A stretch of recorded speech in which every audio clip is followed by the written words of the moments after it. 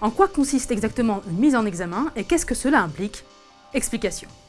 Dans une enquête, une personne est mise en examen s'il existe des indices graves ou concordants de sa participation à une infraction. Il faut donc faire la différence avec deux autres statuts. Celui de simple témoin, c'est le cas le plus fréquent lorsque des personnes sont simplement en contact avec des personnes déjà mises en examen ou sur lesquelles pèsent des charges. Le statut des témoins assistés, lorsque le juge d'instruction estime que la personne est certes mise en cause, mais n'a pas directement participé à l'infraction.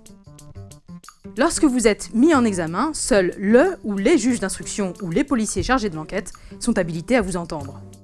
Alors quelles implications concrètes peut avoir ce statut?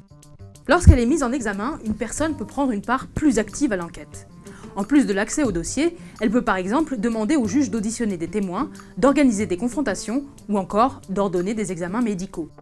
Le juge peut refuser, mais il doit alors justifier sa décision et le mis en examen peut lui-même faire appel de cette décision.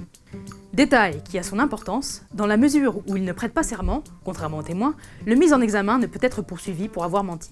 Reste une question, peut-on refuser une mise en examen? Non, mais il est possible de tenter de convaincre le juge de l'empêcher. La convocation aux fins de mise en examen ouvre une période de 10 jours, pendant laquelle les avocats ont enfin accès au dossier. Ces derniers peuvent alors saisir la chambre de l'instruction, qui contrôle le travail des magistrats instructeurs, et faire valoir leurs arguments pour tenter d'obtenir l'annulation de la mise en examen. Si la chambre de l'instruction ne suit pas les demandes de la défense, ils peuvent alors se pourvoir en cassation. Pendant tous ces recours, qui peuvent prendre des mois, le mis en examen reste mis en examen.